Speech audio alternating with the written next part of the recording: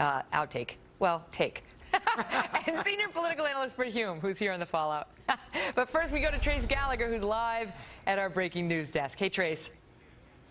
Hey, Megan, in calling for the obstruction of justice investigation, Utah GOP Congressman Jason Chaffetz is citing evidence that focuses mainly on a 3.5-month period from December of 2014 to March of 2015. December of 2014, you'll recall, is when Hillary Clinton and her team turned over some 55,000 work-related emails to the State Department. That same month, according to FBI files, top Hillary Clinton aide Cheryl, who's also a lawyer, apparently instructs unnamed employees of Platte River Networks, that's the company that maintained Clinton's server, to delete the old archives and make sure new emails are only saved for 60 days. But in March of 2015, when the New York Times broke the story of Hillary Clinton's private email server, the Benghazi Select Committee issued a new flurry of subpoenas to obtain the emails. And the FBI files show that a Platte River employee had a, quote, oh blank moment, realizing he didn't wipe the server clean back in December like he was supposed to.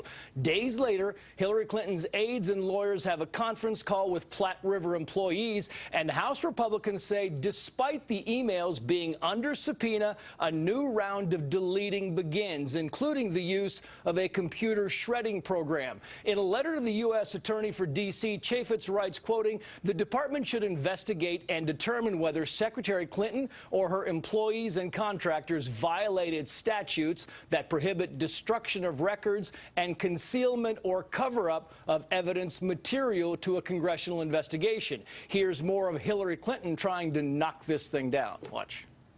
The FBI resolved all of this. Their report answered all the questions.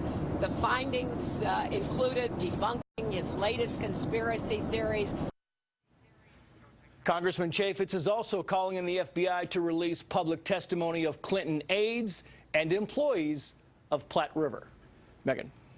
Trace, thank you. Joining me now, Fox News senior judicial analyst Judge Napolitano, who reviewed these FBI documents, and he joins us now with what he found dumped right before Labor Day, as she's done this 4 times now. She's actually, you know, she or her team, right. Somehow they always find a way before Memorial Day, before July 4th, before Labor Day, and then the other one was New Year's Eve, right? Right. Those are the 4. Look, there it is.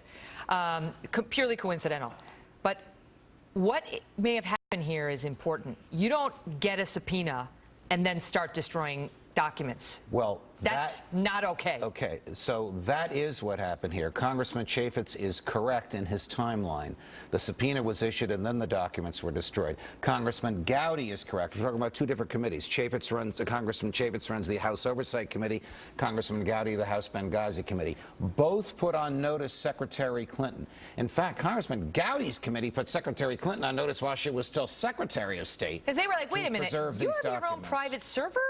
And you didn't give us any of the documents from it in response to our earlier subpoenas? Well, we want that. And you better not destroy anything between now and the time we get it. And she did. Correct. Now we found out that it was destroyed. Now here's the very, very troubling news.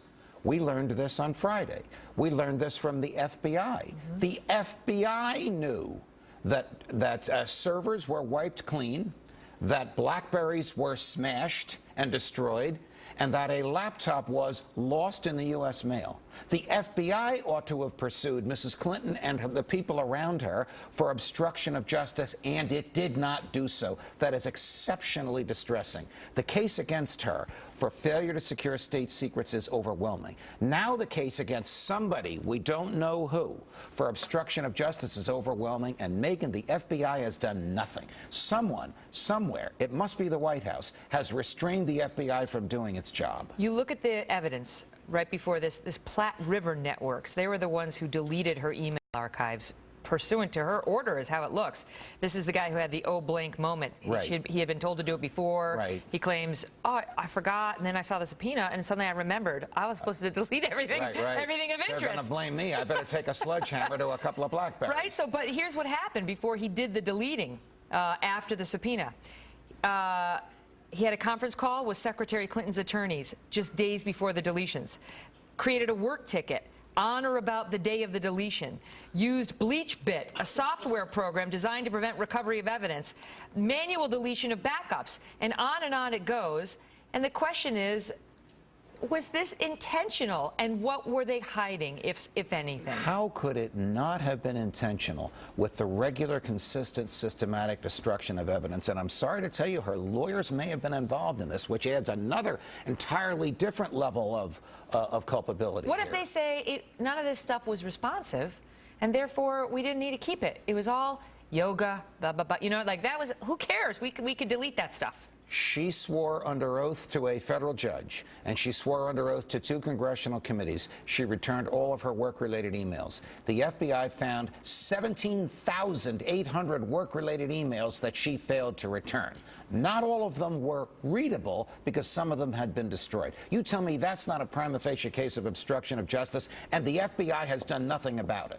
And I don't know how far Congressman Chaffetz is going to go. Election day is 63 days from now. I don't even know that he could get to first base between now and Election day on this. You say the DOJ actually, I mean, the FBI actually violated policy in that interview. You believe they violated their own policy? Yes. How? Her lawyers told the DOJ she will not show up for an interview if you record it. It is policy of the DOJ to record every interview. There is no record of what she said other than the summaries written by the FBI agents who were in the room and who listened to her. In this digital age, there is no recording. There's a verbatim recording of every single other one of the witnesses interrogated in this case, except for Mrs. Clinton. Wow. I'm sure. How far can this go? I'm sure the average Joe watching at home right now could get such an exception as well. I'm sure. Right. If they got in trouble, there'd be no problem with all the stories that she has told that have turned out just not to add up. And then this. Listen, maybe there'll be an explanation other than the FBI has cleared me and you're all a bunch of idiots. Right. We'll wait for that. Judge, good to see you. Well, good to be with you. Well, she didn't really say that second part. So this story is the latest in a series of damaging revelations from Mrs. Clinton, covering both her handling of classified information and questions about the Clinton Foundation. Along with those revelations, we've seen a gradual but